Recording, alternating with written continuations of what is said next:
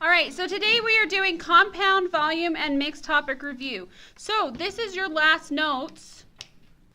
This is your last notes of the year. The rest of it is review. You still have a term final, and actually it's considered the end of year final, which will be for you guys the Friday before Memorial Day. Okay, so the volume of irregular shapes. Finding the volume of an irregular shape is often called a compound volume because we are putting together the formulas for the different volumes we are finding. This is way wrong. If you review the different formulas we discussed yesterday, can you remember them without referring to your notes? Okay, so volume of a cylinder. Okay, so how do I find the volume of a cylinder? Yes. It's 4/3 times the radius times, 4/3 times pi and then times the radius cubed. Okay, that's a sphere, right? 4/3 pi times radius cubed. Okay, it's fine. We can go in whatever order. Okay, who can tell me the one for the prism or cylinder? Remember I told you you need to memorize this. I drew a little cloud around it. Yeah. Okay, so it's one, isn't it pi times radius squared and then times height? Yeah, but I just want the basic formula. I'm not going to be exact on it. So it's just the B times the H. Okay, so that is the area of the base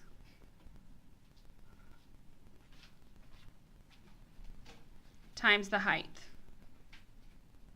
Okay, that's how we're going to find the volume of those. And whatever our base may be, it could be a triangle, it could be a rectangle, it could be a circle, which would be a cylinder. Okay. The volume of a pyramid and a cone is similar to this, and I actually found my shapes today. Okay, so here is a cylinder, really hard to see on the camera. Okay, here's a cone. Again, really hard to see because they're clear. But if I put it inside, see how they line up with each other?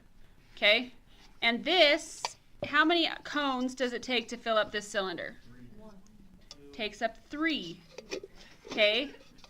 That's because our formula to find, wow, we are struggling today. Our formula to find a pyramid or a cone, Kyler's what? Base times height divided by 3. Base, big B times big H, and I'm going to times by 1/3. Or divide by 3. So again, that is the area of base times by 3. Oh, sorry. Times by height, and then I'm going to times it by 1/3. And most people just say divide by 3. Okay? And then we have the volume of a sphere, which we already talked about, is 4/3 pi r cubed. Okay? And it's unique all by itself. So as we look at example 1, what is it made up of? What is this compound made up of? Sphere. A sphere. A sphere and a cylinder. Okay, so as I look at this, I had somebody who was like, well, but you have like a hemisphere here and a hemisphere here, and I'm like, okay, we'll put them together. What do you get? You get a sphere. So you don't need to divide it by 2, just to times it by 2 again. Okay, so as I look at this, I know that volume is equal to 4/3 pi r cubed. Okay, well, what's my r? What is my r on this shape? 2.1. So I'm going to do 4/3 pi 2.1 cubed plus cylinders is the area of the base. Well, what's my base of a cylinder? What's my base? What shape is that? A circle. So I need to do the area of a circle, which is pi r squared times the big height. So I have pi, you guys already told me the radius is 2.1, times my overall height of my cylinder, which is 5.7. Okay? Now the biggest thing I noticed as I've done these in my previous 2 classes is plugging it in, you need to be very careful. Okay, so I usually plug this one in, then hit enter, then hit plus, then plug that one in. Okay, so I'm going to plug this in. 4/3 times pi times the radius cubed. Okay, so that is my sphere right there. I hit enter. Okay, now when I hit plus, notice it says answer. That means it's taking this big huge decimal and putting it right there for me, and I don't have to write it down. Okay, plus pi times 2.1 squared times 5.7. Okay, just so that I know that that's my second shape, I put it in parentheses. Hit enter, and it does the math for me. Okay, but it's all about, can you plug it in correctly? So I got that my total area is 117.76 centimeters cubed. Okay? Any questions on example 1? Okay, looking at example 2, what 2 shapes do I have? I have a pyramid.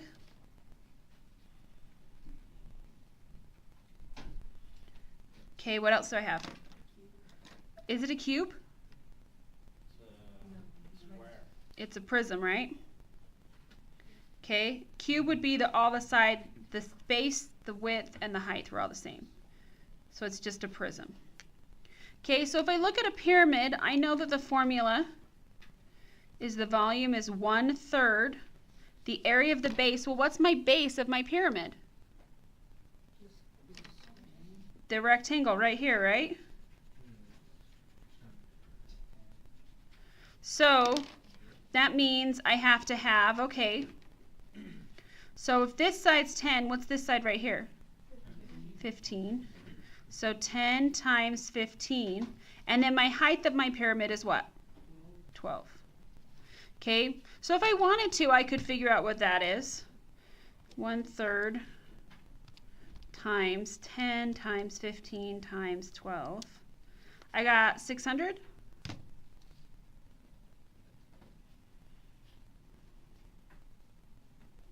Okay, and then for the prism, well, what's my base for my prism? Can I use the one I already have colored? Yeah, I could. So I could just say, okay, well, I know that this is just the area of the base, which we already said was 10 times 15. And then what's my height of my prism? What's the distance between those two bases? 12 again.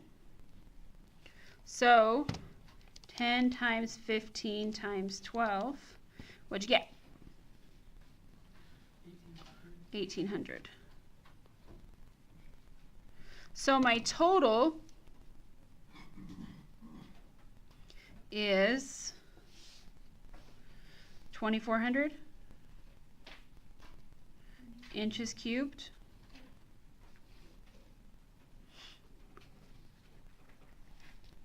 Okay, so pretty much they're pretty straightforward. They're, oh, here's this shape, break it into the 2 pieces, add it together. That's what you're doing. That's what will be on your test too. Here's these 2 shapes, put them together. So it says a typical hot air balloon is 70 feet tall. So we know that our balloon is 70 feet tall. Okay, and about 50 feet in diameter at the widest point. So at my widest point, so about right here.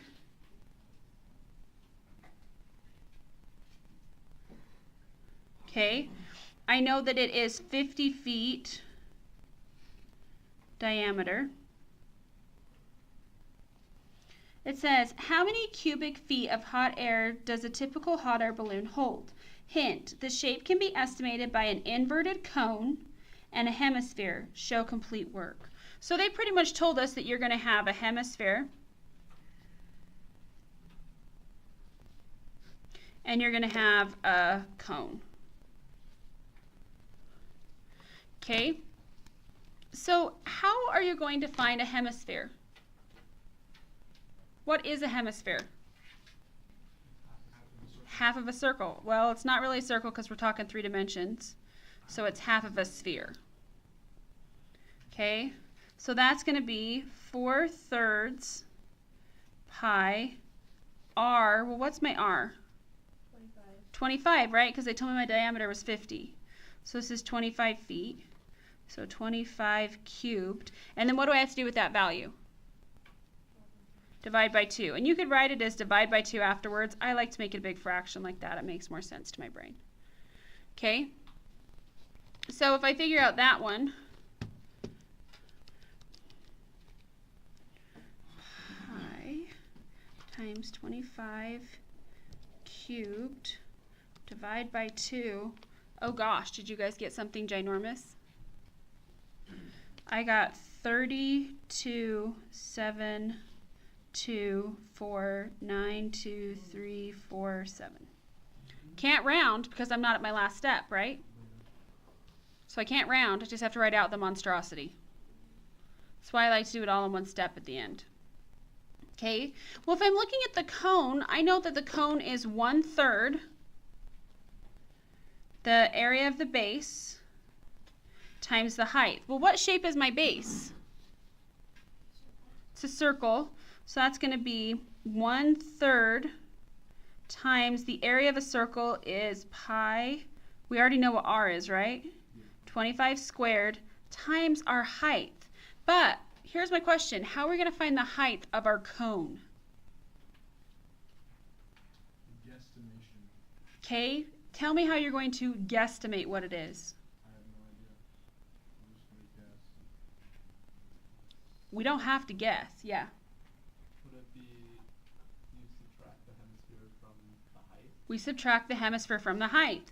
We know that this has a radius of 25. Well, if this is a radius, then this is the same length of 25. So if my balloon is 70 feet and my hemisphere was 25, what's my height of my cone? 45. Okay, so times by 45.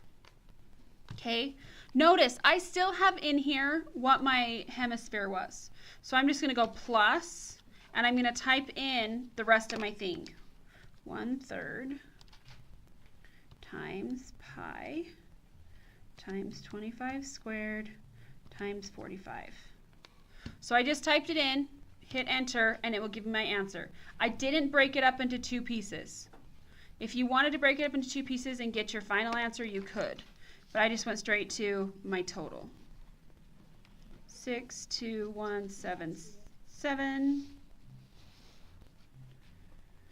And it's rounded, so 35 feet cubed. That's huge.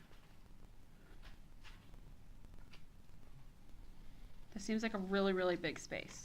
But I guess we're talking cubic feet, so. All right, any questions on that one? I think the trickiest part on that one was the height of the cone, because we had to take into account the hemisphere, right?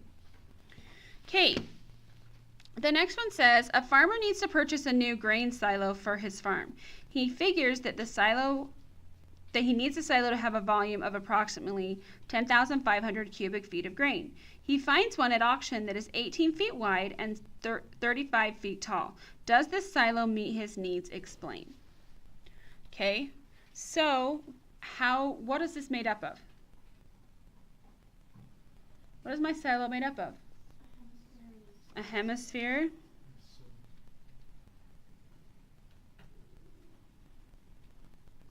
And what was it? Cylinder. Okay, and for a hemisphere, I'm going to need to know a radius. So my radius is 9, right? Because they told me that it was 18 feet wide. So I know that this must be 9 feet. So hemisphere, 4/3 pi times 9 cubed, and then what do I have to do to it? Divide by 2. So, and then cylinder, let's just set that up at the same time. So cylinder, well, what's my base? What shape is my base? Circle.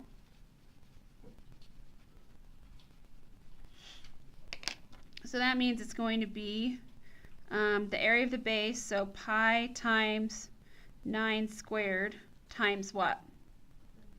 Times 35. Okay? So we could do these all at once. We just have to be careful about it. So 4 divided by 3 times pi times 9. Ooh, I just did a wrong letter. 9 cubed divided by 2 plus pi times 9 squared times 35. So I got 10,433. Did it make anything different? Wait, will you like go up and calculator? Go up? Yeah, so I can see like what you typed in. Oh, gotcha. Okay. Yeah, that's what I got. Okay, so I got that my total was 10,433 and 20.23. Okay, does this meet his needs? Explain. No, why not? No, it is close, because it is pretty close, right? But is too small. It's about 66 or so feet off, cubic feet off. I guess we should write this. We should label our numbers so we have no naked numbers. Okay. Any questions on the farmer silo? Okay, so if we look at this and it says the volume of an irregular solid. Okay, so we have what would we call, a group of CDs. Okay, so how am I going to figure out the volume of this irregular shape? Okay, I could count them. Well, I know there's 10 centimeters. Do you really want to count how many CDs are in 10 centimeters? Not really. What? Okay, see how much one is worth and then do what? Oh, okay, so what is that? Yeah? Why didn't you just do it normal? It's just a different shape. It's just a normal cylinder. So if I take my packets of paper, right? So you can see that they're cubic. If I make them slant, like fanned out, does that change their volume? No, this paper still has the same area, and I still have the same height as if I was to put them back together and make them a flat thing. So this is a regular cylinder. They love to do things like making it lean, or like the Leaning Tower. They love to do things like that to make it lean and be like, so kids go, I can't do it, it's too hard. And it's like, really? It's just the same thing. So this really is just a regular cylinder. So this is just a regular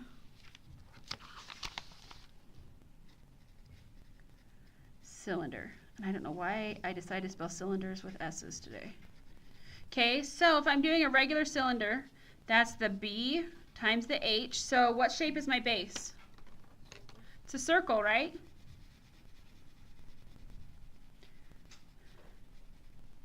Okay, so the area of a circle is pi r squared times the height. What's my r on this? A 1. Ooh, that's going to be fantastic when we put it in. So I'm going to end up getting pi times 1 squared times, what's my height? 10. Okay, great. If I want this as an exact answer, 1 squared is what? 1 times pi is pi, times 10 is 10 pi.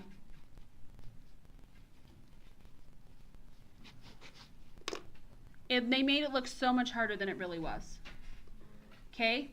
So, remember, if you have any questions, Homework Lab is open every day after school until 3:30 except for Fridays. It's open in the morning every day but Tuesday from 6:45 to 7:15.